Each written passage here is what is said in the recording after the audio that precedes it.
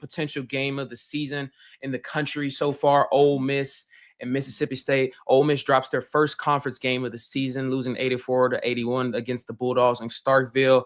Appreciate you guys in the comments. Let me know if you can hear me now.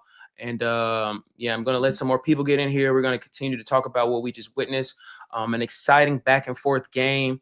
And, honestly, it's a lot of learning opportunities in that game for both teams, I think. I think that Ole Miss can take away some of the things they knew to do better. Rebounding the ball, simply. Looking back at the box scores, Mississippi State had 51 rebounds. Ole Miss only put up 29 points. That's huge, and that's something that I talked with Stephen Willis about before the Alabama game, and he kind of mentioned really heavily is how can Ole Miss win the rebound game, and they did against Alabama, and that's why they came out victorious. They didn't do that tonight against Mississippi State. A heartbreaking loss, I think, in the fashion that the game goes, but it happens, and you're not going to go undefeated every game in conference play. And you just have to dwell on what you learned today and move forward. I think State came out there with a little bit of eagerness to really win today, coming off a very ugly loss against the number one team, Auburn Tigers. I think they had a little bit of eagerness to win tonight. One big key I also want to pull out: 8 for 14 from the free throw line.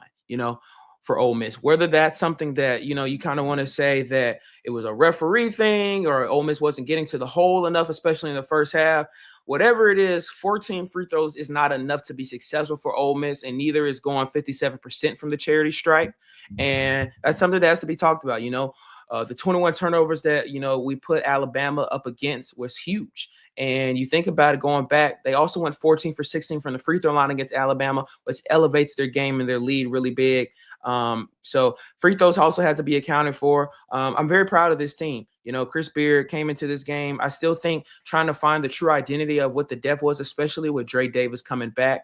And it kind of mixed with the minutes of all the team and how they flow. So it was a learning opportunity. Quick shout out to Matthew Morrell, man. Huge second half.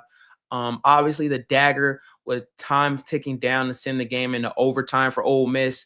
And the kid's got ice in his veins. And, I think one thing you kind of want to find in terms of consistency is just how can we keep him consistent? How can we not allow him to continue to just kind of be stale in the first half of games, but play a two-half game at an elite level? Like I think fans know that Matthew Morrell can do. A big game from Jamin Brakefield as well. Other than, that kind of iffy drive at the end of the game, going up on a couple of defenders, I thought Brakefield played a pretty good game. He was a guy that coming into the season, I said was going to be huge for Ole Miss. And how was his ability in terms of effort, rebounding, pick and roll, shooting from behind the arc as well? Was it going to be key for Ole Miss? And it is shown to be very key. Brakefield hit 2 very big free throws to after the flagrant foul to kind of put Ole Miss in a more position to have the chance to score that 3 and tie the game up to send it to double OT. Unfortunately, it does not work out well for Ole Miss.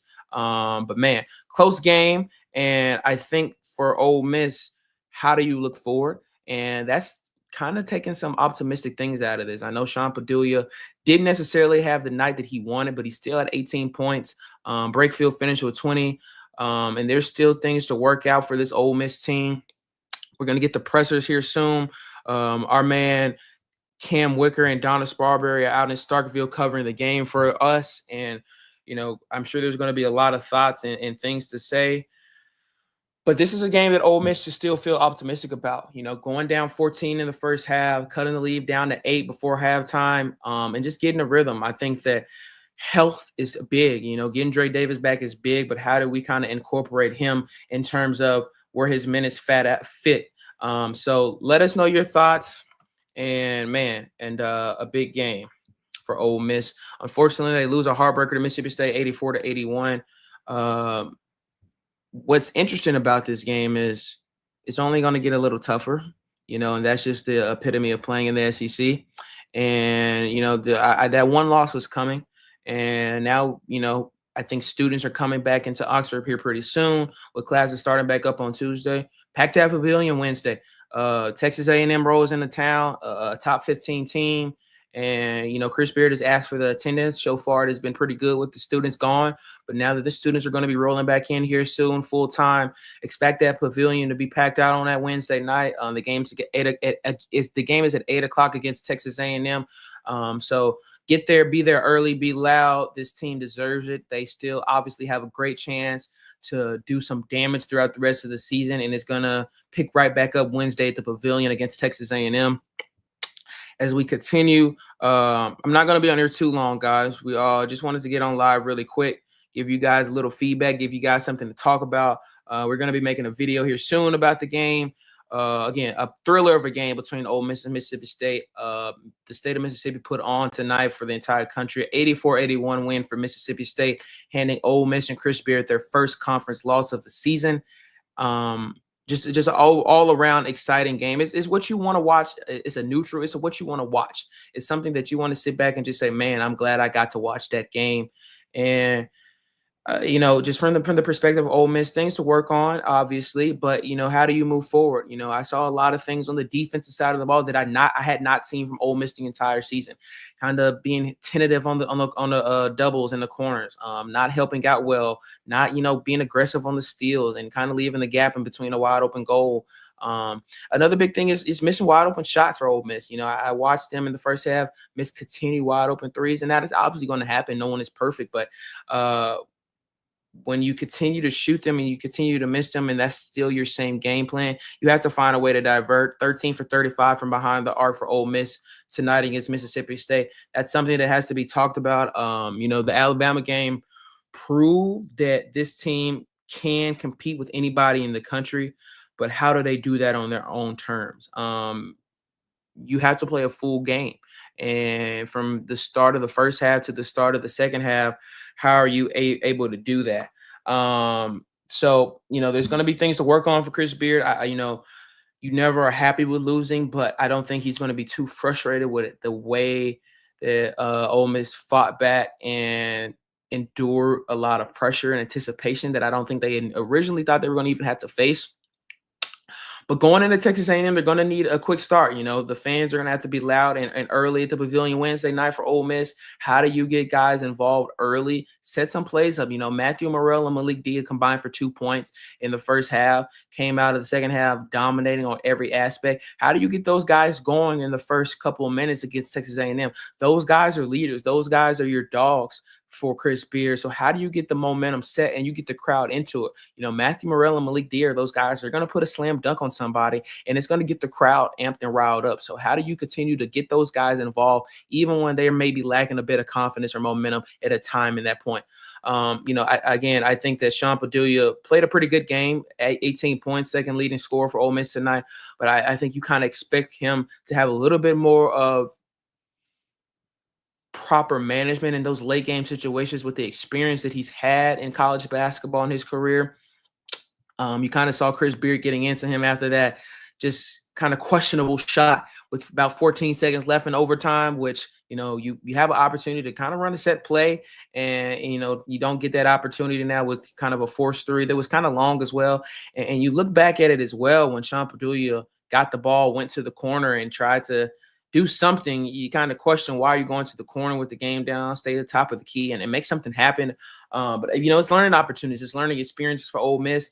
I think Ole Miss will be just fine. I think, again, Dre Davis being back was huge. And you may say, why was that huge when he went 2 for 7 tonight and didn't play his best game? I think it provided Chris Beard to see, how do I rotate my minutes well? And how do I now involve Dre in a position that is going to make him successful, instead of playing him for, 29 minutes and him not being in a role that is putting him in a successful position. So there are going to be things to work for Ole Miss, and it's an exciting time for Ole Miss basketball. Be at the Pavilion Wednesday against Texas A&M. Pack it out. They deserve your support. Ole Miss is really still rolling right now. The AP rankings will be coming out here soon. And, we will see how the AP decides, losing a tough, close game to Mississippi State, but beating Bama in the fashion that they did. Where would that put Ole Miss? I still expect them to move up in the rankings, and there's going to be a lot to continue to talk about. And we move forward. I want to give also a big shout out to Eduardo Kalafke. A huge game. I know, just looking at the numbers, you may not think that, but a huge 3 in the second half. He provides a lot of momentum, was all over the passing lanes for defense as well. I think if he can find just a little bit of more rhythm with his handle and getting to on the floor, getting his own shot, I think he'll be just fine and will continue to elevate his game. But, there's not too many things that you can really just kind of harsh at Ole Miss right now. It's your first conference loss going into a even kind of tougher game against Texas A&M in a couple of days. You then have Missouri, Texas, and then obviously the highly anticipated game against the #1 team in the country, Auburn Tigers. But thank you guys for tuning in, man. I'm gonna get off of here, and we're gonna make a couple more videos throughout the week about what we just witnessed and what to expect in the next few days for Ole Miss basketball. Don't forget the Ole Miss women's basketball team will also take on Mississippi State in Starkville tomorrow at 2:00 p.m. Coach Yo just her team had a marvelous game against Florida the other night, the most points against the SC opponent in the era of Coach Yo being there. So expect the girls to come out with a lot of energy and ready to just bounce back and get a back-to-back win, which is needed for the Ole Miss women's basketball team. Thank you guys for tuning in, man. Make sure you subscribe to the Rebel Walk YouTube channel. Follow us on X and Instagram as well, and on Facebook at the same handle, The Rebel Walk. Make sure you tune in on our website, therebelwalk.com, where you can catch week and day-to-day articles about all Ole Miss athletics. Keep tuning in, guys. Thank you, guys. Hotty toddy.